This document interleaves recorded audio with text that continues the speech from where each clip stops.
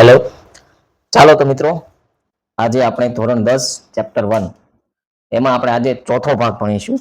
અત્યાર સુધીમાં આપણે એમ કહીએ તો મોસ્ટ ઓફ આપણે હાફ કવર થઈ ગયું છે. હવે આ ઇન્ટરવલ પછીનો જે કહીએ ને કે મૂવીમાં હોય એમાં બીજો ભાગ છે. જે આગળના એ પહેલા ભાગની અંદર હતા 1 થી 3 ભાગ, હવે આગળના બીજા ભાગ આવે છે 4 થી આગળ ભાગ, જે કંઈ પણ રીતે બને આગળના નવા ભાગ એમાં.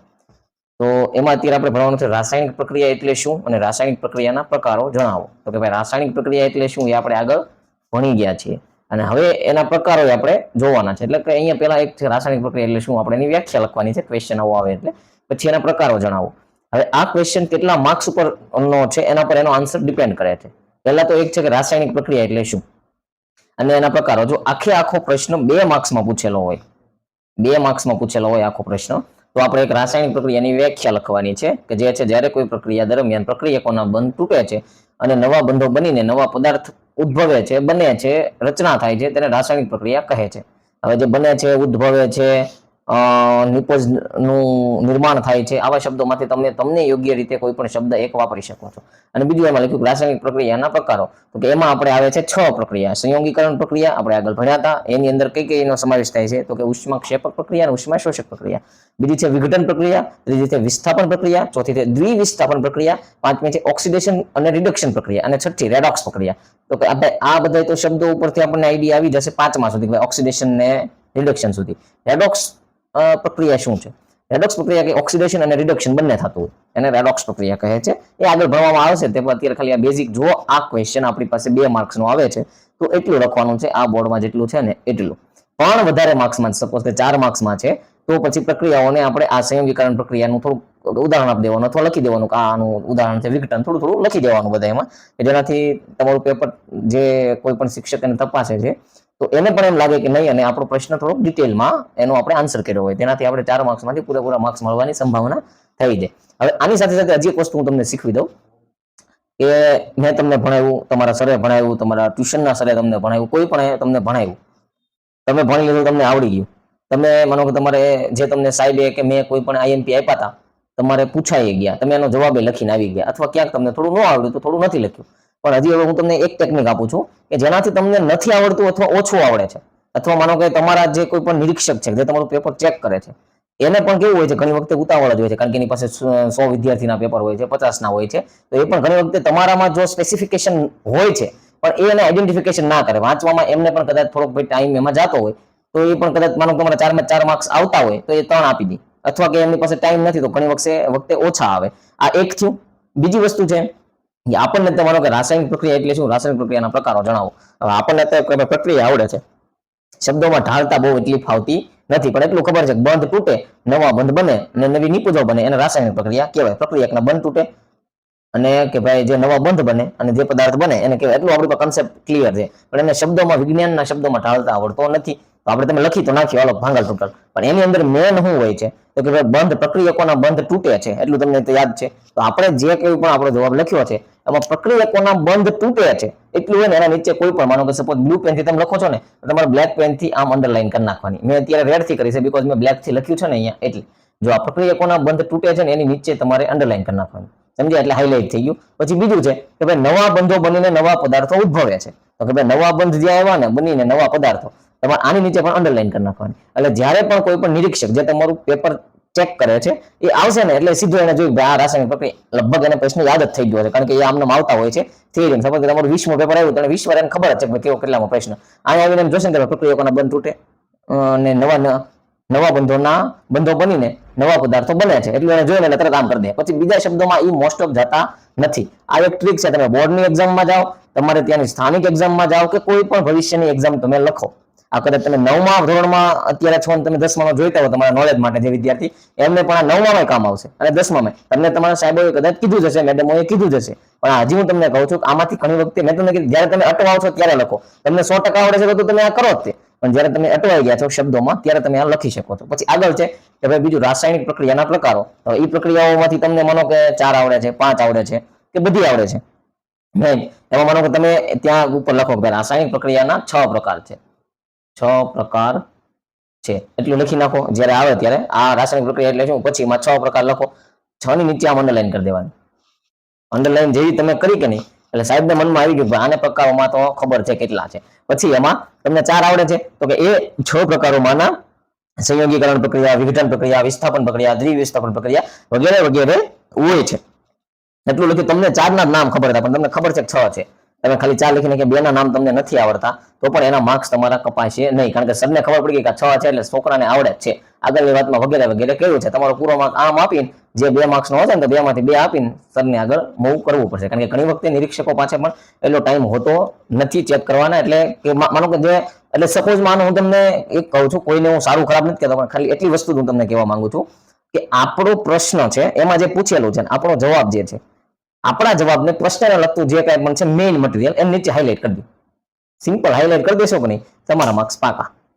હવે આગળમાં આ બધાનું તમને એક બેઝિક નોલેજ આવે. સંયોગીકરણ પ્રક્રિયા આપણે જોઈએ કે 2 અથવા 2 કરતા વધારે પ્રક્રિયકો મળીને એક નિપજ બનાવતા હોય તેને સંયોગીકરણ પ્રક્રિયા કહેવાય. પછી એમાંથી ઉષ્માક્ષેપક અને ઉષ્માશોષક. તો ક્ષેપક એટલે શું છે, શોષક એટલે ક્ષેપક એટલે કે છોડવું, જે ઉષ્માનું સર્જન કરે છે, છોડે છે, એને ઉષ્માક્ષેપક કહેવાય. અને ઉષ્માનું શોષણ કરે છે, શોષણ એટલે પોતાનામાં સમાવી લે છે, ખાઈ જાય છે, એને ઉષ્મા શોષક પ્રક્રિયા કહેવાય છે. જે પ્રક્રિયામાં ઉષ્માનું શોષણ થાય છે એને શોષક કહે છે પ્રક્રિયા, એને ઉષ્મા શોષક પ્રક્રિયા કહેવાય. પછી બીજું છે વિઘટન. વિઘટન એટલે તમને ખબર પડે તૂટવું.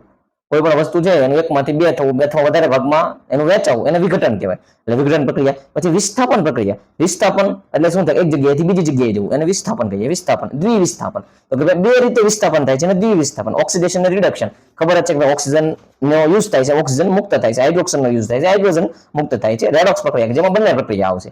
તો આ આખું જે તમને આ પ્રશ્ન છે આમાં આટલું લખી શકો. આગળ આપણે એટલું ભણવાનું છે રાસાયણિક જે કંઈ પણ છે પ્રક્રિયાઓ, એમાં પ્રશ્નમાં પણ આ ચાલે એમ છે. આગળના બેઝિક નોલેજમાં આ છે ને તમને આમાં એક વસ્તુ કીધું છે હાઇલાઇટ કરવાના મેઇન જે આન્સર્સ હોય એને, એટલે તમારો આખો પ્રશ્ન આમને સાચો પડી જાય અને સામેવાળા સાહેબની સરળતા રહેશે પ્રશ્ન પેપર ચકાસવામાં. તમારી જે ઉત્તર વહી છે ચેક કરે છે એમાં એમને બહુ પડી જશે. સાહેબને ઈઝી પડશે એટલે આપણા માર્ક્સ ઈઝી પડશે. આપણા માર્ક્સ ઈઝી પડશે એટલે આગળનો આપણો રસ્તો ક્લિયર થઈ જશે. રેડી? ચાલો તો આપણે આગળ મૂવ કરીએ. તો કે ભાઈ સંયોગીકરણ પ્રક્રિયા એટલે શું? પહેલું જ હતું કે પ્રક્રિયાઓ હતી, એમાંની પહેલી પ્રક્રિયા તો કે ભાઈ સંયોગીકરણ પ્રક્રિયા એટલે શું? ચાલો આપણે લખીએ સંયોગીકરણ પ્રક્રિયા એટલે શું. આમાંથી ઘણા અંદાજ આવવા જ મળ્યો હશે કે શું છે સંયોગીકરણ, કારણ કે આગળ આપણે કીધેલું જ છે કે સંયોગીકરણ પ્રક્રિયા એટલે શું. જેને જેને મળ્યો હોય અંદાજ આવવા તો એના મગજમાં ક્લિયર મળ્યું હશે થવા આગળ શું છે. હવે આમાં આપણે સંયોગીકરણ પ્રક્રિયાનું એટલે શું એનું આપણે વ્યાખ્યા આપતી હોય તો એ થાય જે રાસાયણિક પ્રક્રિયા દરમિયાન 2 કે તેથી વધારે પદાર્થ એકબીજા સાથે સંયોજાઈને એક જ નિપજનું નિર્માણ કરે તેને સંયોગીકરણ પ્રક્રિયા કહેવાય. હાલો, જે રાસાયણિક પ્રક્રિયામાં આ 2 કે તેથી વધુ પદાર્થ, પછી આપણે એમાં લખી શકીએ છીએ કે પદાર્થ પછી શું હતું પ્રક્રિયકો, 2 કે તેથી વધુ પદાર્થ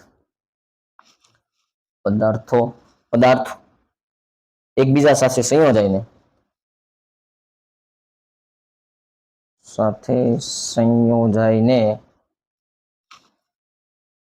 એક જ નિપજનું નિર્માણ કરે છે.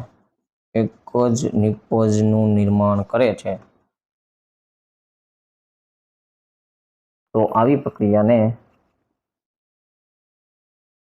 સંયોગીકરણની પ્રક્રિયા કહે છે. અહીં આપણે વ્યાખ્યા તો લખી નાખી.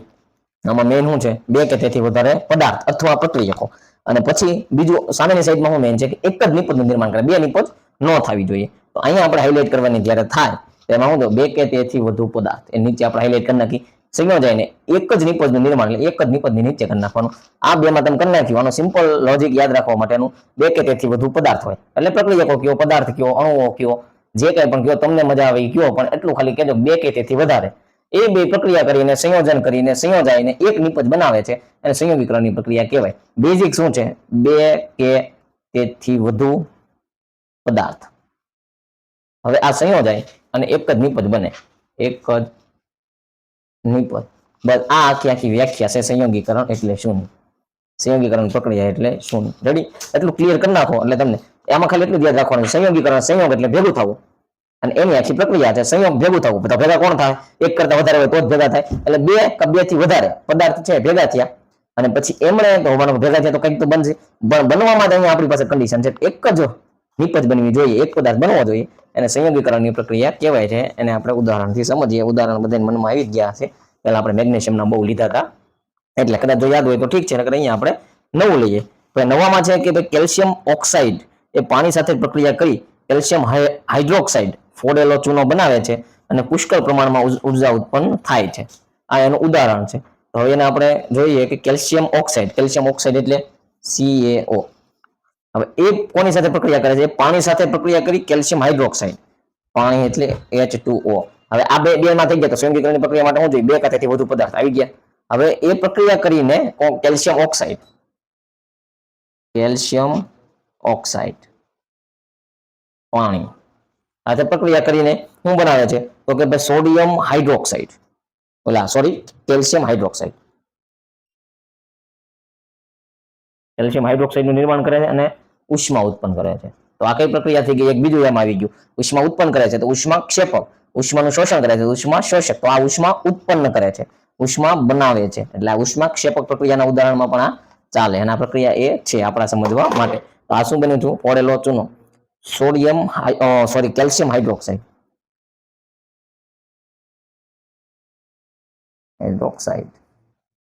રેડી. આ ઉદાહરણ છે સંયોગીકરણનું. તો હવે આપણે અહીંયા જોઈએ કે ભાઈ પ્રક્રિયા સમતોલિત છે કે નહીં. તો કેલ્શિયમનો +2, ઓક્સિજનનો -2, H+OS માઇનસ. રેડી. આમાં જોઈએ તો કેલ્શિયમ એક છે, રેડી છે. OH 2, એક OH માઇનસ અહીંયા છે, એક OH માઇનસ અહીંયા થઈ જાય એટલે રેડી થઈ જશે. ચાલો, એટલે આ પ્રક્રિયા સમતોલિત છે.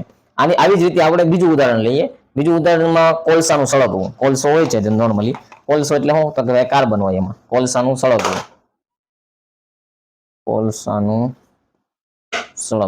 કોલસો એટલે કાર્બન સળગે છે એમાં ઓક્સિજનની હાજરીમાં, એટલે O2 બનાવે હું? Carbon dioxide. રેડી. હવે પછી આમાં સપોઝ કે કોલસો છે, કાર્બન એ સોલિડ છે, ગેસ છે, કાર્બન ડાયોક્સાઇડ શું બનશે? ગેસ બનશે. એની ભૌતિક અવસ્થા આપણે દર્શાવી. જ્યારે કહેતા હતા સમીકરણમાં ભૌતિક સંજ્ઞાઓ દર્શાવી એની ભૌતિક અવસ્થાની, એ પણ આપણે અહીંયા દર્શાવી અત્યારે. પછી આનો હજી એક નિયમ છે, એ આગળ આવશે. પછી ત્રીજું છે આનું સંયોગીકરણનું ઉદાહરણ, તો કે ભાઈ પાણી બનવું. પાણી શેનું બનેલું છે? પાણીનું પહેલા આપણને અણુ સૂત્ર ખબર હોય, ભાઈ H2O, એટલે એની અંદર હાઇડ્રોજન છે અને ઓક્સિજન છે. તો એ બેને આપણે ભેગા કરવા જોઈએ. ચાલો, હાઇડ્રોજન એકલો ન હોય એટલે H, ઓક્સિજન O2 એ એકલો ન હોય, એમાંથી પ્રોસેસ થશે H2O, સિંગલ નિપજ બને છે. હવે આને આપણે મેન્ટેન કરવું હોય તો આમ કરી નાખીએ અને 2 હાઇડ્રોજન લઈ એટલે સમતોલિત થઈ જાય. સમતોલિત હું મેન્ટેન કહું છું, કારણ કે હું આગળના ક્લાસ લઉં એમાં મને થોડી ટેવ છે.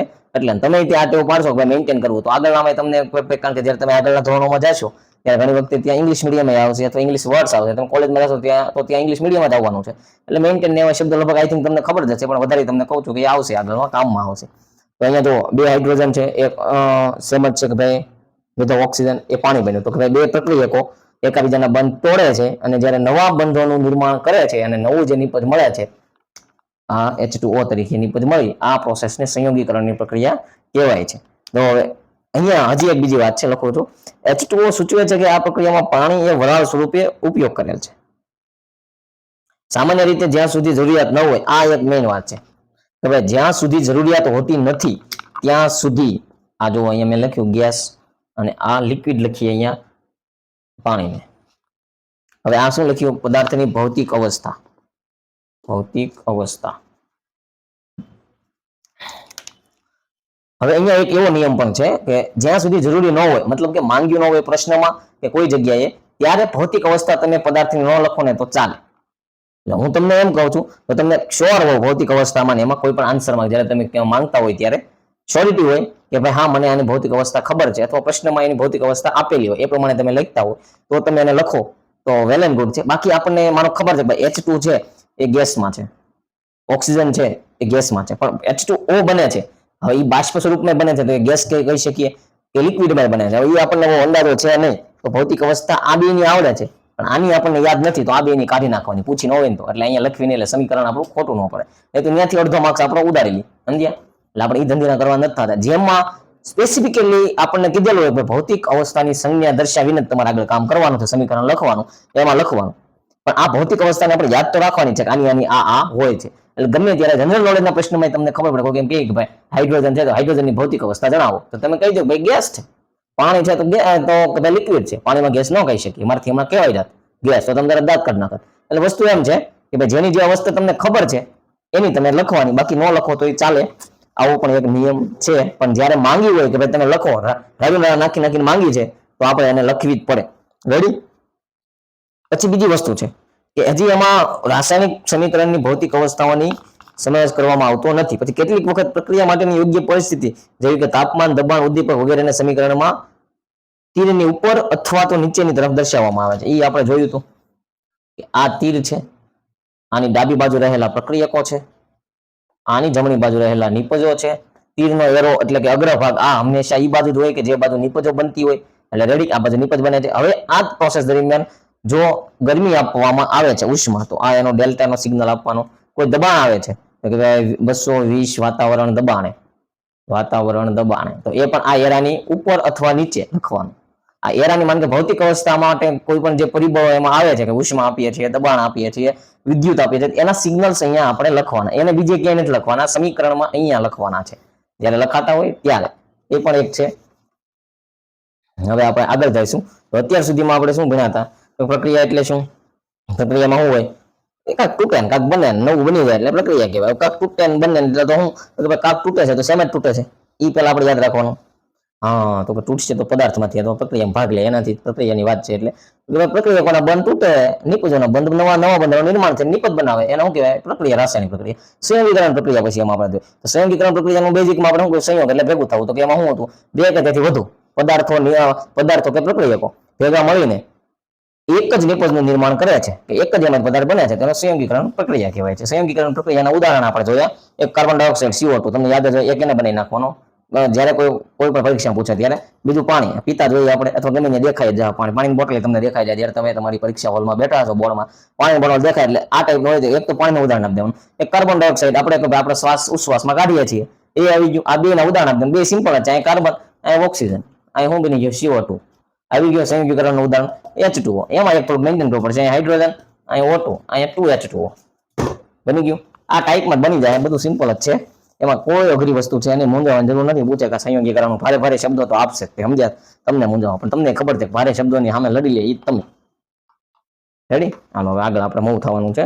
એટલા સુધીમાં કોઈને કઈ ક્વેશ્ચન હોય, આમ તેમ હોય તો શ્યોર તમે કોમેન્ટમાં જણાવી શકો છો કે ભાઈ આમાં અમને કઈ સાહેબ સમજાતું નથી, તમે આ ખોટું હેરાનગતિ કરી. પછી આગળનું છે ઉષ્મા ક્ષેપક પ્રક્રિયા એટલે શું? ઉદાહરણ આપો. તો ઉષ્મા ક્ષેપક એનું આપણે પહેલા જોયું. ઉષ્મા ક્ષેપક પ્રક્રિયા એટલે શું? ઉદાહરણ આપો. રેડી? હવે અહીંયા માનો મેં કેમાં ટૂંકમાં લખ્યું? ઉદાહરણનું. તમે પણ કોઈનું એમ માનો કે ઉદાહરણનો ટૂંકમાં લખો તો પાછળ અહીંયા એક ડોટ મૂકી દેવાનો, પછી આગળ કામ કરવાનું. સમીકરણમાં પણ કેમ આપણે સમીકરણ આમ લખીએ, હું ઘણી વખતે સમી આમ લખું છું, પછી અહીંયા એક ડોટ મૂકી દેવાનો, ખાલી સમી નહીં રાખવાનું. રેડી? ડોટ મૂક્યું એટલે એનો અર્થ એવો થાય છે કે તમે સમીકરણ ફૂલ ફોર્મ છે એને કાપ્યું છે ત્યાંથી, અહીંયાથી, અને આ નિયમ છે એ પ્રમાણે લખો તો તમારે બહુ વધારે લખવું નહીં. ઘણી વખતે પરીક્ષામાં ટાઈમ ઓછો પડતો હોય છે વિદ્યાર્થીઓને, તમને નહીં પડે તો કે, કારણ કે તમે અહીંયાથી શીખો છો. અહીં બધું શોર્ટકટમાં તમને ગપ ગપ કરતા માર્ક્સ આવે ને એ વાત જ થાય છે, સમજે? અને એની સાથે પાયો ક્લિયર થાય ને એ વાત જ તે. ઉષ્મા ક્ષેપકમાં હું થોડુંક ભૂહાઈ ગયો, હરકો કરી નાખી. રેડી? ઉષ્મા ક્ષેપક આપણે આગળ ભણ્યા હતા. શું ભણ્યા હતા? તો કે ભાઈ જે પ્રક્રિયા દરમિયાન ઉષ્મા ઉત્પન્ન થાય એને ઉષ્મા ક્ષેપક કહેવાય. ઉષ્મા ઉત્પન્ન થવાનું એક રોજિંદુ ઉદાહરણ તમે જોશો ને, અત્યારે તો નહીં પણ પહેલાના જમાનામાં જ્યારે ઘરને ચૂનો કરતા, ચૂનાની દિવાલો, ઘણા લોકો જે ગામડામાંથી ને એમ હશે જોતા હશે, એમને આઈડિયા આવી જશે. સિટી વાળાને ઓછો આઈડિયા આવશે. જ્યારે દિવાળીએ જતા હશે ત્યારે એમને ખબર પડશે કે ભાઈ એક આપણે ત્યારે દિવાળી આવતી ને ત્યારે ચૂનો લઈ આવીએ, એને પાણીમાં પલાળી દઈએ. પલાળે ને એટલે તરત ગરમ વરાળો નીકળે. એ જે પેલા માટીના વાસણમાં એને પલાળતા, એ ઘડો જેવું હોય એને એ પણ ગરમ થઈ જાય. એટલે કે એમાં ઉષ્મા ઉત્પન્ન થાય છે અને ચૂનાનું નીતર્યું પાણી બને છે. એ જે પાણી બને ને એને ચૂનો ફોડ્યો કહેવાય. તમારા ઘરે કોઈ પણ વડીલો હોય એને પૂછી લેવું ચૂનો ફોડવો એટલે હું, એટલે કે ચૂનો પાણી નાખે અને થોડોક ટાઈમ પૂરી રહેવા દે એટલે એમાં જે ઉષ્મા હોય ને એ ઉત્પન્ન થઈ જાય. પછી એ પેલું કહેવાય ને કે નોર્મલ લિક્વિડ બની જાય, ચૂનાનું પાણી. પછી એને રંગ, મતલબ દિવાલની ઉપર એનો કલર કરવામાં, પછી 2 દિવસ થાય ને એટલે એની સંપૂર્ણ પ્રોસેસ એ પછી ચમકવા મળે, એટલે દિવાલો વ્હાઈટ કલરની ચમકે. ઘણા લોકો એની અંદર બ્લુ કલર નાખી દે થોડો, એટલે બ્લુ પણ દેખાય કલર. આ ટાઈપનું હોય છે. આ ચાલો આમાં આપણે આગળ જોઈએ કે ભાઈ જે રાસાયણિક પ્રક્રિયા દરમિયાન નિપજોના નિર્માણની સાથે ઉષ્મા મુક્ત થાય તેને ઉષ્મા ક્ષેપક પ્રક્રિયા કહેવાય. જે રાસાયણિક પ્રક્રિયા દરમિયાન નિપજોની સાથે ઉષ્મા પણ ઉત્પન્ન થાય તેને ઉષ્માક્ષેપક પ્રક્રિયા કહે છે. અહીંયા પણ મેં તમને નિયમ કીધો તો વ્યાખ્યાઓ આવે તમારા પ્રશ્નના જવાબમાં મેઇન પોઈન્ટ હોય તમારે હાઇલાઇટ કરી દેવાનું, મને નહીં પૂછવાનું, કોઈ નહીં પૂછવા દેવાનું. તો આ શું છે? રાસાયણિક પ્રક્રિયા, એની દરમિયાન નિપજનની સાથે ઉષ્મા પણ ઉત્પન્ન થાય. એટલે ઉષ્માથી લઈને ઉત્પન્ન સુધી ક્યાંય લેવાનું કે ભાઈ ઉષ્મા પણ ઉત્પન્ન થાય એટલે સુધી આવી ગયો ને એટલે તમારા જોવાવાળા શબ્દને ખબર પડી ગઈ કે આની પાસે કોન્સેપ્ટ ક્લિયર છે કે ભાઈ ઉષ્મા ક્ષેપક, ઉષ્મા ઉત્પન્ન થાય, ક્ષેપક એટલે ઉત્પન્ન થવું. રેડી છે? હવે એના ઉદાહરણો આપવાના છે આપણે. તો કે ભાઈ એમાં એમ કે છે કુદરતી વાયુનું સળગવું. કુદરતી વાયુ કોને કહેવાય? કુદરતી વાયુનું સળગવું. સળગવાથી શું થાય? ગરમી ઉત્પન્ન થાય. ગરમી ઉત્પન્ન થાય તો અત્યારે આપણે શું કરીએ છીએ? ઉનાળામાં એસી શરૂ કરીએ છીએ. તો માનો કે જ્યાં એસી બંધ હોય તો એને શરૂ કરી દો તો તમને ગરમી ન થાય. ઘણી જગ્યાએ એવું હોય છે એટલે ઠંડુ વાતાવરણ કરી દે એસી. એસી બંધ હોય તો શરૂ થઈ જાય. એ રીતે કુદરતી વાયુનું સળગવું. તો એમાં આપણે કુદરતી વાયુ કોને કહેવાય? મિથેનને આપણે કુદરતી વાયુ કહી શકીએ છીએ. અને એ છે જ તે, મારા તમારા કહેવાથી નહીં થઈ જાય તો કે છે. હવે એનું કે ભાઈ મિથેનને આપણે કુદરતી વાયુનું હવામાં સળગવું. તો હવાની અંદર શું હોય? ઓક્સિજન. તો હવે તમે એમ કહેશો અમે જ્યારે ભણતા હતા આગળ ત્યારે તો એમ કહેતા હતા કે હવાની અંદર તો બહુ બધા વાયુઓ છે, તો ઓક્સિજન જ કેમ? હવામાંના મોસ્ટ ઓફ બધા વાયુઓમાંથી ઓક્સિજન એક જ એવો છે કે જે સળગવાની ક્રિયાને ગતિશીલ બનાવી શકે છે. બાકી કાર્બન ડાયોક્સાઇડ છે તો એ સળગવાને બંધ કરી દે છે. જે તમે જોયા છે પેલા સિલિન્ડર આવે ખબર, ફાયર સેફ્ટીના લાલ કલરના, તો એ બધા સિલિન્ડરની અંદર કેવું હોય છે કે એ બધા સિલિન્ડરની અંદર કાર્બન ડાયોક્સાઇડ હોય છે. કાર્બન ડાયોક્સાઇડ હોય ને એ કાર્બન ડાયોક્સાઇડનું તે કામ છે કે ભાઈ ઉષ્માના દહનને અટકાવવું. સમજ્યા? અને ઓક્સિજનનું કામ છે કે ઉષ્મા દહનને વેગ આપવો.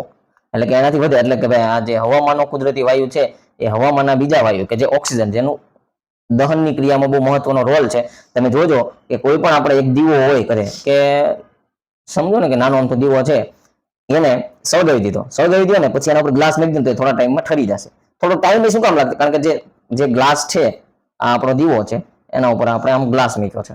મારા આકાર નથી હરખા પણ તમે સમજી લેજો કે આ ગ્લાસ છે તમારા ઘરનો, એને મૂક્યો છે. થોડા ટાઈમ માટે આ દીવાની જ્યોત રહેશે, થોડા ટાઈમ પછી એ ઠરી જશે. થોડો ટાઈમ રહેશે શું કામ? તો કે આની અંદર ઓક્સિજન હશે જ તે પહેલા. આ ઓક્સિજન જ્યાં સુધી વપરાય નહીં જાય ને ત્યાં સુધી એ રહેશે. ઓક્સિજન જેવો વપરાઈ ગયો પછી એની અંદર શું છે? કારણ કે સળગવાથી કાર્બન ડાયોક્સાઇડ ઉત્પન્ન થવાનો જ છે.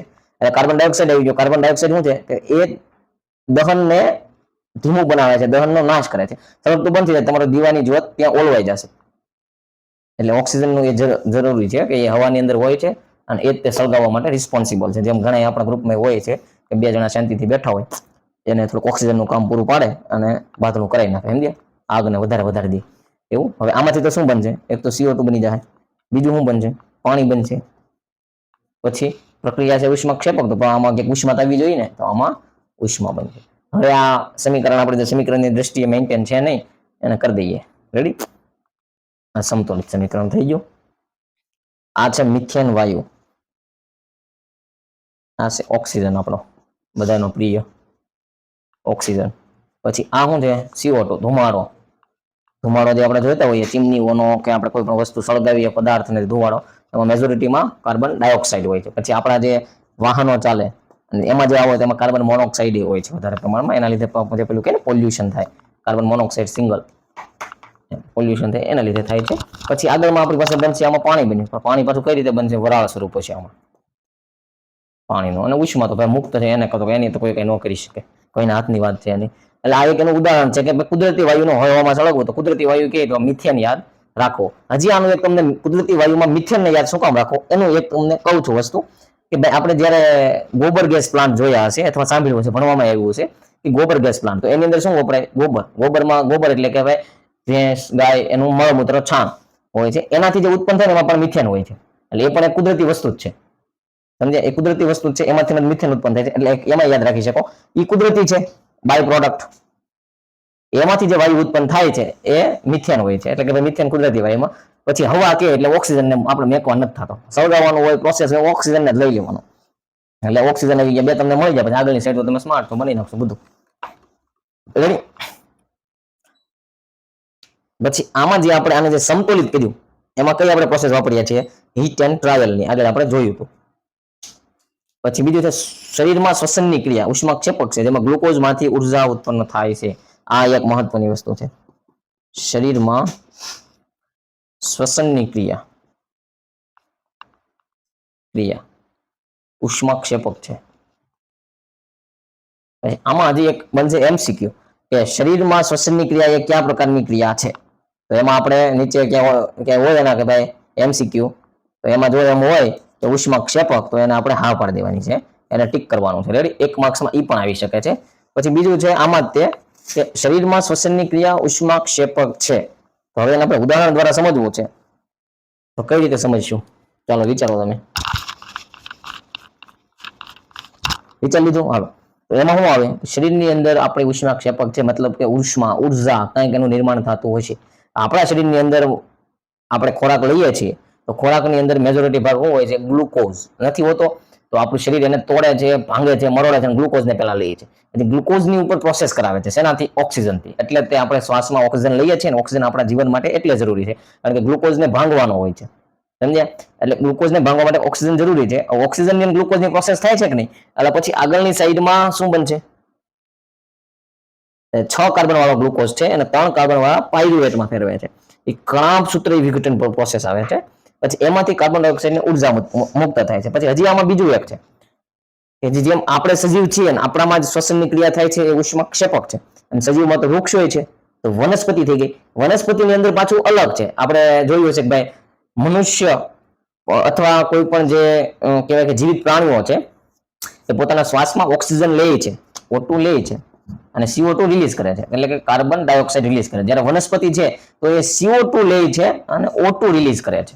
તો મતલબમાં કે આપણા અંદર જે ઉષ્માક્ષેપક પ્રક્રિયા થાય છે ગ્લુકોઝને તોડવાની, એની અંદર O2 ભાગ ભજવે છે.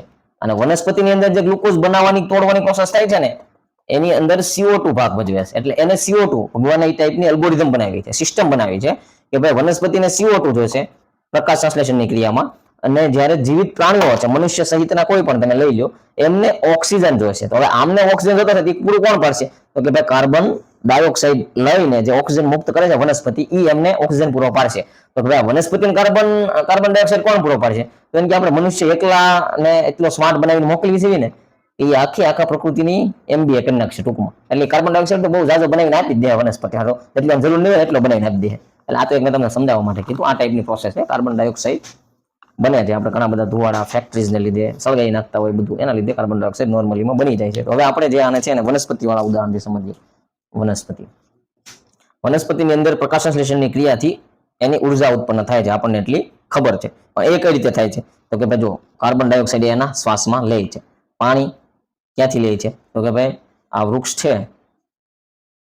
બહુ સારું મસ્ત વૃક્ષ બનાવ્યું છે આપણે, એના આ મૂળિયામાંથી પાણી લે છે. હવે આ ક્યાં હોય છે? જમીનમાં. જમીનમાંથી પાણી શોષીને અહીંયા એને આમ જાતું, અહીંયા પર્ણો છે એની અંદર. હવે પર્ણોની અંદર હોય તો CO2 પાછું અહીંયાથી પર્ણના જે રંધ્રો હોય એમાંથી લેશે. હવે CO2 અને O2 બે ભેગા થઈ ગયા, એમાંથી શું બનશે? Glucose, C6H12O6. આ ગ્લુકોઝનું સૂત્ર છે, આને યાદ રાખવું તમારે. અમે તમને સમજાવવા માટે દોર્યું હતું. ચાલો, હવે કાર્બન ડાયોક્સાઇડ છે એને હવામાંથી લીધો, પાણી અને જમીનમાંથી લીધો. આપણે લખી નાખીએ જમીન, હવા, આનો સોર્સ. નામ નથી લખ્યા અને સોર્સ લખ્યા છે. પછી આ પ્રોસેસની અંદર કોણ કોણ કામ કરે છે? તો ભાઈ સૂર્યપ્રકાશ, અને એને કહેવાય છે પ્રકાશ સંશ્લેષણ ની ક્રિયા. બન્યું હું? તો કે એક બન્યો ગ્લુકોઝ. ખાલી ગ્લુકોઝ જ કામ થાય છે નહીં, આમાંથી એક તો આપણે કહેતા હતા ઓક્સિજન આપી જ દેવાનો છે. ઓક્સિજન આપ્યો અને પાણી બને છે, H2O. મારા કે એક અક્ષર ઓલું હોય તો આ તમને તમારે મેઇન સમજવાનું છે, લખવાનું તમારી ટેક્સ્ટ બુકમાં, નવનીતમાં ક્યાંય પણ તમને આ મળી જ જશે. અને તમારે એને સિમ્પલી કેમ યાદ રાખવું એ અહીંયાથી છે. એટલે લખવામાં ક્યાંય પણ આમ તેમ અક્ષર હોય એ અહીંયા મારે બોર્ડમાં ચાલશે, તમારે ન્યાય કે ક્યાંક આમ તેમ હશે તમારી ઉત્તરવહીમાં, તો મેં તમને એનો રસ્તો આપ્યો, તમારે હાઇલાઇટ કરી દેવું વગેરે વગેરેનો ઉપયોગ કરવો, એ તમને યાદ હશે આગળમાં. રેડી? આ થયું. આ પહેલા તો અસમતોલિત સમીકરણ છે, અને સમતોલિત કરવું પડશે આપણે. સમતોલિત કરવા માટે આનું એક નોર્મલી તમને આવડતું જ હશે, હું અત્યારે ઇન્સ્ટન્ટમાં લખી દઉં છું, આપણે આગળ મુક્ત થઈ જાય. એટલે 6 CO2 વપરાય છે, H2O 12 વપરાય છે. આગળ બનાવીએ તો ગ્લુકોઝ 1 બને છે, 6 ઓક્સિજન બને છે, અને અહીંયા 6 પાણી બને છે, 6 H2O. હવે તમને કહું છું કે આ બની ગયો ગ્લુકોઝ, આ બની ગયો ઓક્સિજન, આ બની ગયું પાણી. આપણી પાસે ત્રણેય વસ્તુ બની ગઈ છે. આ એને ઉચ્છ્વાસમાં ઓક્સિજન કાઢ્યો, ઉચ્છ્વાસ. આ શ્વાસમાં એને CO2 લીધો, એટલે CO2 O2 બનાવી દીધો વનસ્પતિ આપણને. જાઓ જીવવા મળો, સિમરન જી લે આપણી જિંદગી ટાઈપ. સમજે? પછી હવે જે આ ગ્લુકોઝ બન્યો છે ને એનું વિઘટન થાય, એટલે ગ્લુકોઝને પાછા તોડશે. એ વનસ્પતિની અંદરની અલગ અલગ જે સિસ્ટમ હોય છે એને તોડે છે, એ આગળ ભણવામાં આવશે. એમાં ક્રેબ્સ સાયકલ્સ ને એ બધી આવશે આગળ ભણવા. હવે એ અને ઉર્જા અને ઉષ્મા, એટલે ઉર્જા અને ઉષ્મા કહેવાય, એ મુક્ત કરશે. જ્યારે આ બ્રેકડાઉન થશે ને ગ્લુકોઝ ભાંગવામાં આવશે એને ત્યારે. આ રીતે આખી પ્રકાશ સંશ્લેષણની ક્રિયા થાય છે અને છેલ્લે ઉર્જા અને ઉષ્મા બને છે. એ ઉર્જા વનસ્પતિને કાયમ આવે છે એના માટે, એના ગ્રોથ માટે, એના જે કાંઈ પણ એને માનો કે થડ મોટો થાય છે, એનો વિકાસ થાય છે, ફળ આવે છે, એ આ ઉર્જાથી આવે છે. ઉર્જા ઇઝ ઇક્વલ ટુ ઉષ્મા. ઉષ્મા એટલે કે ઉષ્મા બને છે, તો શેનું ઉદાહરણ આવી ગયું? ઉષ્મા ક્ષેપકનું.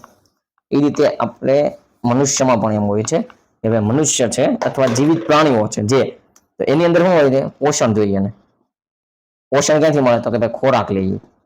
ખોરાકમાંથી એવું શું હોય છે? રોકેટ સાયન્સ, કે એની અંદર પોષક દ્રવ્યો હોય છે. પોષક દ્રવ્યો તો હોય છે, પણ આને અલગ કરવા માટે આપણા શરીરની અંદર એક અલગથી મિકેનિઝમ આપેલી છે, અલગથી પદ્ધતિ છે, એ આપણે આગળ ભણવામાં આવશે. એ જે આ છે ગ્લુકોઝ, આ એક અણુસૂત્ર યાદ રાખી લેજો. કાર્બન 6, હાઇડ્રોજન 12 ને ઓક્સિજન 6. એટલે CO છે ને એમાંથી 2 6 6 અને H 12, ઓલા બે નો જેટલું થાય કે ને પ્લસ સરવાળો એટલે 12, C6H12O6 એટલું યાદ રાખી લેજો. નિંદરમાંથી કોઈ જગાડીને પૂછે તો આપણને આવડતું હોવું જોઈએ. આને એ પાછું આને તોડશે એટલે એને આપણે કહીએ વિઘટન કરશે. તો એનું વિઘટન કરશે ને તો ત્યાં પાછું ઓક્સિજન જરૂરી જાય છે. આના વિઘટન હાટું ઓક્સિજન લાવવો ક્યાંથી? આપણે શ્વાસમાં લઈએ છીએ ઓક્સિજન. ને આપણે હાટું કોણે એને બનાવ્યો છે? વનસ્પતિએ. વનસ્પતિએ કઈ રીતે બનાવ્યો? તેને એના ઉશ્વાસમાં કાઢ્યો. ઉશ્વાસમાં કાઢ્યો. રેડી? આખી આ સાયકલ છે, એને આપણે એમ કહીએ ને કે પ્રકૃતિની એક સાયકલ છે, એમને મેન્ટેન કરીને જ આપણને આપેલી છે. અને આપણે એમાં કઈ આમ તેમ શાળા કરી નવું કંઈક બનાવી નાખીએ પછી કઈ ગ્લોબલ વોર્મિંગ થઈ ગઈ તો પ્રકૃતિનો વાક છે નહીં, એમાં મારો ને તમારો વાક છે. એટલે અહીંયા ઓક્સિજન વિઘટન માટે જરૂરી છે, એટલે આપણે ઓક્સિજન જરૂરી છે. હજી એક બીજું કામ છે ઓક્સિજન. ઓક્સિજન શું કામ છે? ઓક્સિજન આપણી અંદર જે હિમોગ્લોબિન છે, જે આપણા બ્લડની અંદર રહેલું છે, Fe, એને ટ્રાન્સપોર્ટ કરે છે. Fe ઓક્સિજનને ટ્રાન્સપોર્ટ કરીને લઈ જાય છે આગળ. એ આગળ હજી તમારે ડીપમાં ભણવામાં આવશે. પછી એમાં શું થાય છે કે ભાઈ C6H12O6 ઓક્સિજન આપણે બહારથી લઈ લીધો, હવે એને તોડશે. એટલે શું કરશે? કાર્બન વાળો ગ્લુકોઝ છે એ 3 કાર્બન વાળા પાયરાઇડ બનાવશે, પાયરુવેટ બનાવશે. હવે એમાં પછી કણાભ સૂત્રની વિઘટનની જે પ્રક્રિયા થાય એમાંથી CO2 બનશે અને ઉર્જા બનશે. CO2 આપણે વનસ્પતિ માટે બની નાખ્યો, ઉર્જા આપણા પોતાના માટે, આપણે જે દૈનિક જીવનમાં હલનચલન થાય એ. હવે પછી આમાંથી પાછી ADP માંથી ATP. આ ADP એટલે એડિનોસાઇન ડાઇફોસ્ફેટ, ATP એટલે એડિનોસાઇન ટ્રાઇફોસ્ફેટ. એ અલગથી આખી એની પ્રોસેસ આવે છે, આગળ ભણવામાં આવશે. આપણા માટે ATP જરૂરી છે, મુક્ત ATP એ બધું આગળ આવશે તો તમારે થોડું બેઝિક નોલેજ આગળ આવી ગયું હશે. એ છે, એ બધું બનશે ત્યારે આખી પ્રોસેસ થાય છે ઉષ્માક્ષેપક. ટૂંકમાં સમજીએ આપણે ઉષ્માક્ષેપકમાં. ઉષ્માનું નિર્માણ થાય પ્રક્રિયામાં ઉષ્માક્ષેપક કહેવાય. એવી પ્રક્રિયાઓ કઈ છે? તો કે એક તો આપણા શ્વાસોશ્વાસની પ્રક્રિયા છે. પછી બીજું શું? તો ચૂનામાંથી ચૂનાનું પાણી બનાવવા વાળી પ્રક્રિયા છે, જેમાં ઉષ્માનો ઉત્પન્ન થાય છે. રેડી? આ આપણે સમજી લીધું. ક્યાંય હેઠો કોમેન્ટમાં પૂછી લેજો, બે ધડક મૂંઝવણ થતું નથી. પછી આગળ હતી બીજી રાસાયણિક પ્રક્રિયાના પ્રકારોમાં હતું વિઘટનની પ્રક્રિયા. એટલે શું? વિઘટન કરી નાખ્યું, તોડી નાખ્યું, ભાંગી નાખ્યું. એની વિઘટનની પ્રક્રિયામાં આપણે આગળ જવાનું છે. વિઘટનની પ્રક્રિયા. વિઘટન પ્રક્રિયા એટલે શું? પ્રક્રિયા એટલે શું? ઉદાહરણ આપી સમજાવો. આ બધી જે પ્રક્રિયાઓ 6 લખી હતી એના ઉદાહરણ સાથે સમજાવવાની છે એ ટાઈપમાં. તો વિઘટનની પ્રક્રિયા શું છે? વિઘટન પ્રક્રિયાના પ્રકાર જણાવી કોઈ પણ બે પ્રક્રિયાના એક સમીકરણ સાથે આપો. વિઘટન પ્રક્રિયાના પ્રકાર આવે. વિઘટન પ્રક્રિયા જે રાસાયણિક પ્રક્રિયા દરમિયાન કોઈ એક પદાર્થને ઉષ્મા, પ્રકાશ કે વિદ્યુત સ્વરૂપે ઉર્જા આપીને તેને તોડીને એકથી વધુ સરળ નિપજો ઉત્પન્ન કરવામાં આવે તેને રાસાયણિક પ્રક્રિયાને વિઘટન પ્રક્રિયા કહેવાય. કાંઈ હમણાં સમજાવું ને ઉપરથી ગયું લખવાળો. વિઘટન પ્રક્રિયા. વિઘટન પ્રક્રિયા. આ વિઘટનના 4-5 પ્રકાર છે. એક તો એવું વ્યાખ્યા ઉપરથી આપણને લાગ્યું. તો વિઘટન કઈ રીતે ભાંગવું, તોડવું હોય કઈ રીતે થાય? ડસ્ટને તોડવું છે તો આના 4-5 પ્રકાર તો થશે. એક કટર લાવીને 2 ભાગ કરી નાખી, બીજું થોડો મારીને જે તૂટે કરી નાખીએ, બીજું વસ્તુમાં છે કે હળગાવીને કટ કરી નાખીએ. એ વિઘટનના બધા પ્રોસેસ ત્યાં સમજાવવા માટે મેં કીધું ડસ્ટન. તો વિઘટન એટલે કે શું થાય કે પ્રક્રિયા એક હોય, વિઘટન થઈને એનાથી બેથી આ જે આપણો સંયોગીકરણનો નિયમ હતો એનાથી વિરુદ્ધ કામ કરશે. સંયોગીકરણમાં નિયમમાં શું હતું? પ્રક્રિયકો 2 કે તે કરતા વધારે હોય ને એક નિપજ બનાવે. આમાં શું છે? નિપજ આપણી પાસે આ એક છે, એને તોડીને 2-3 કરતા વધારે પ્રક્રિયકો જે કાંઈ પણ પ્રોસેસ બનાવી નાખો એટલે એને કહેવાય વિઘટન. ટૂંકમાં એક પાણકો છે ઉપર હથોડો મારીને 4 નાના પાણકા બન્યા એટલે આને કહેવાય વિઘટન. સમજી ગયા? હવે આને આપણે શબ્દમાં ઢાળવાના છે. તો કે જે રાસાયણિક પ્રક્રિયા દરમિયાન કોઈ એક પદાર્થને ઉષ્મા, કોઈ એક પદાર્થ છે એને કાં ઉષ્મા આપવાની, કાં આપણે એને વિદ્યુત આપી, ઝટકા આપીને લાઇટના વિદ્યુત આપીએ કે પ્રકાશ, પ્રકાશ, ઉષ્મા, વિદ્યુત, કોઈ પણ એક પદાર્થને પ્રકાશ, ઉષ્મા કે વિદ્યુત સ્વરૂપે ઉર્જા આપીને તેને તોડીને એકથી વધુ સરળ નિપજો ઉત્પન્ન કરવામાં આવે એને રાસાયણિક પ્રક્રિયાને વિઘટન પ્રક્રિયા કહેવાય. આ પદાર્થ છે એને આપણે ઉષ્મા આપી, કા વિદ્યુત આપ્યું, કા એને આપણે પ્રકાશ આપ્યો. આ બાહ્ય પરિબળો આપ્યા એટલે તૂટવાનું છે. એને તોડીને એકથી વધુ નિપજો બનાવી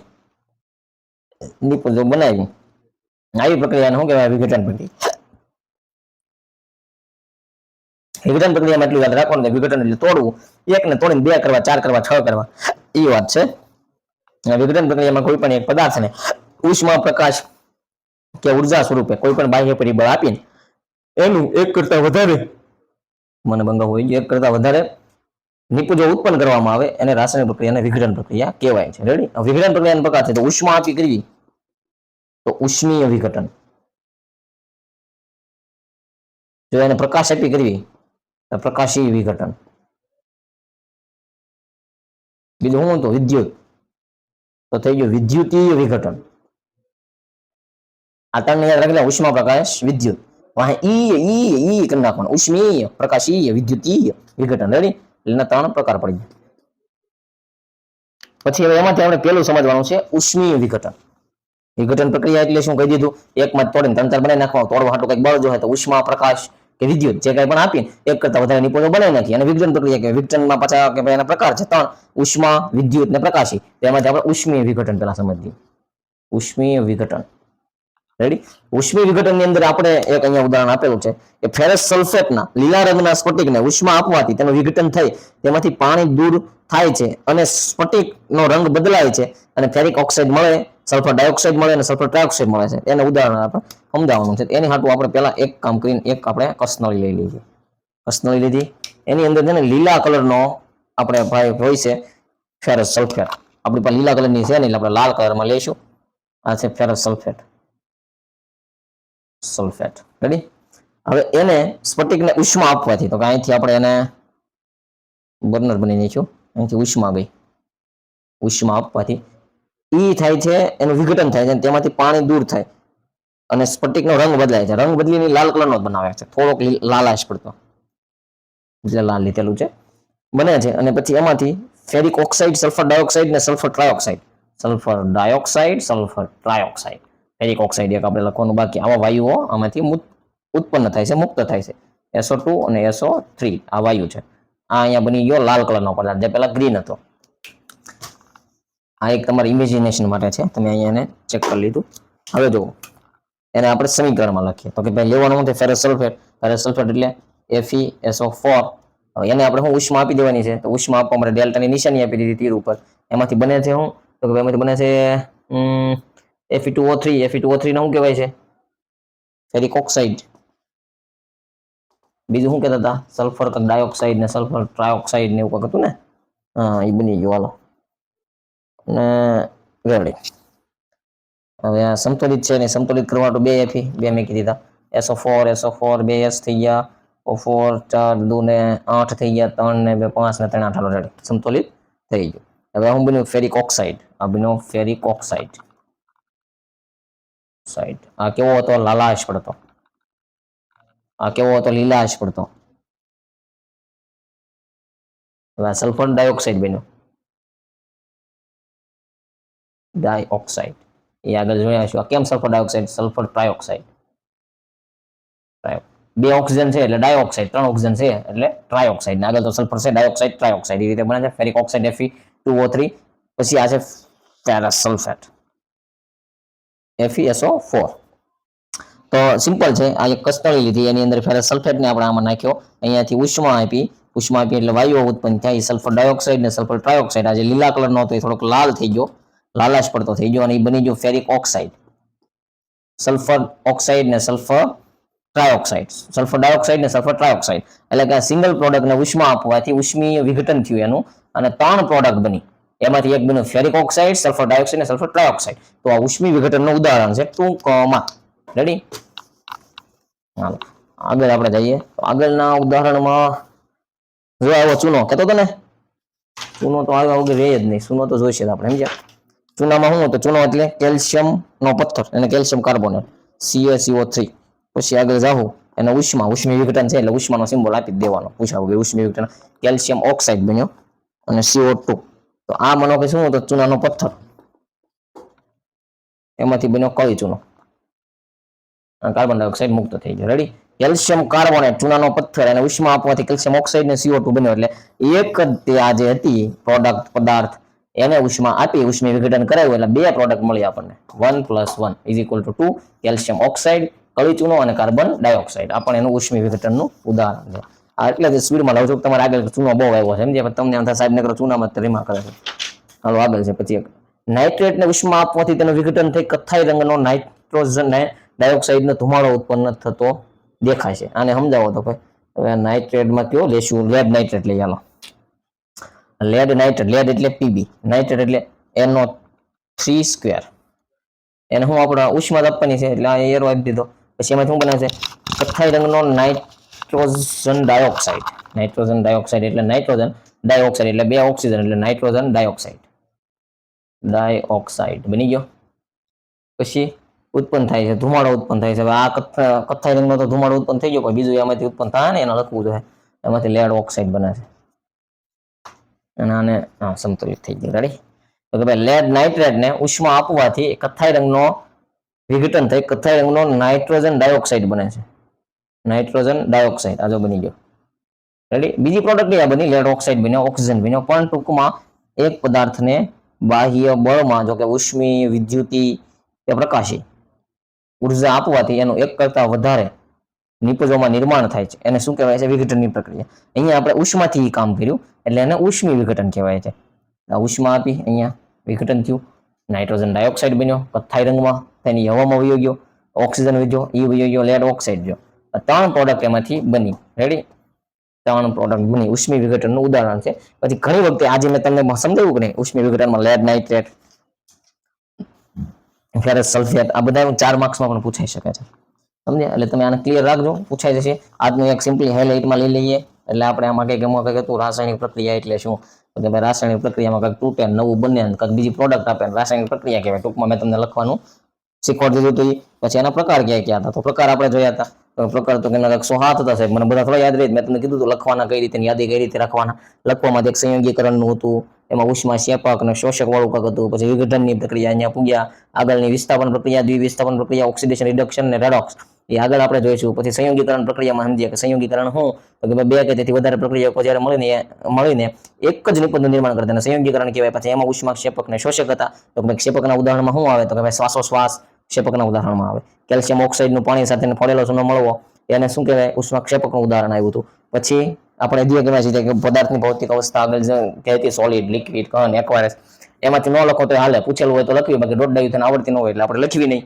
એ સમજ્યા. ઉષ્મા ક્ષેપકમાં આપણે શું સમજ્યા, કુદરતી વાયુ એટલે કે કીધું ગોબર ગેસ પ્લાન્ટમાં શું હોય, મિથેનનું કોની રીતે ઓક્સિજન એટલે શું બનતો હતો, CO2 ધુમાડો, ઉષ્માન બધું બનતું હતું. પછી શ્વસનની ક્રિયા આપણા વનસ્પતિનું બેનું સમજીને આપણે કીધું ઉષ્મા ક્ષેપક શું છે. પછી આગળ આપણે આવ્યા વિઘટન. વિઘટન એટલે તોડવું એટલે કે એક નિપજ છે એને કોઈ પણ બાહ્ય ઉર્જા આપવાની. ઉર્જા કયા સ્વરૂપમાં, પ્રકાશ, વિદ્યુત ને ઉષ્મા આપીને એનું એક કરતા વધારે નિપજોમાં નિર્માણ કર્યું. ઓલાથી વિરુદ્ધ છે, એક કરતા વધારે નિપજોમાં નિર્માણ કરવું વિઘટન કહેવાય. તો વિઘટનની પ્રક્રિયાની અંદર આપણે પહેલા જોયું ઉષ્મીય વિઘટન, કે ઉષ્મા આપીને વિઘટન થાય. તો ઉષ્મી વિઘટનમાં બધું ફેરસ સલ્ફેટનું ઉદાહરણ, કેલ્શિયમ કાર્બોનેટ, ચૂનાના પથ્થરનું ઉદાહરણ, અને આગળ આપણે પછી એમાંથી જોયું તો લેડ નાઇટ્રેટનું ઉદાહરણ. આ 3 વસ્તુ આપણે જોઈ હતા. ક્યાંય પણ આટવા યાદ ન રહે અને એક હાઇલાઇટ વાળું યાદ રાખજો, બીજું કઈ ન. લીટી કરવાની મેઇન હોય ને વ્યાખ્યાની નીચે અથવા તમારા જે આન્સરમાં મેઇન છે ત્યાં. રેડી. એ તમારે યાદ રાખવાનું છે. બીજું કઈ ન સમજાવવું હોય તો કોમેન્ટ કરજો, શ્યોરલી તમને પહેલા રિપ્લાય મળશે. કદાચ ક્યાં કટવાના હશે એ ટોપિકને પાછો તમારી હાટો અહીંયા ભણાવીશ. હવે આ બધું કરવાનું થાય છે, પણ છેલ્લે બધા એમ કે પહેલા કરજો, લાઈક કરજો, સબસ્ક્રાઇબ કરજો. હું અત્યારે કહું છું, તમને સમજાય, મજા આવી હોય તો આ ચેનલને લાઈક કરજો, સબસ્ક્રાઇબ કરજો. જ્યાં ન ગમ્યું હોય ને એ કોમેન્ટમાં લખજો કે આ તમારું અમને નથી ગમ્યું, અમે એને સુધારીશું. શું અથવા મને કે તમારી મારી મિસઅન્ડરસ્ટેન્ડિંગ થતી હશે તો એને પણ અમે સુધારી આપીશું. પણ ટૂંકમાં 100 વાતની એક વાત છે, બોર્ડ છે, બોર્ડને સિમ્પલ બનાવવાનું છે વિદ્યાર્થીઓ માટે, એટલે કે તમારા માટે. બોર્ડ જે એમ બધા કહે ને કે બોર્ડ બહુ હાર્ડ છે, આમ છે તેમ છે, કાંઈ છે નહીં. બોર્ડ વ્હાઇટ બોર્ડ છે, તમે જેવું લખશો ને એવું જ છે. સમજ્યા?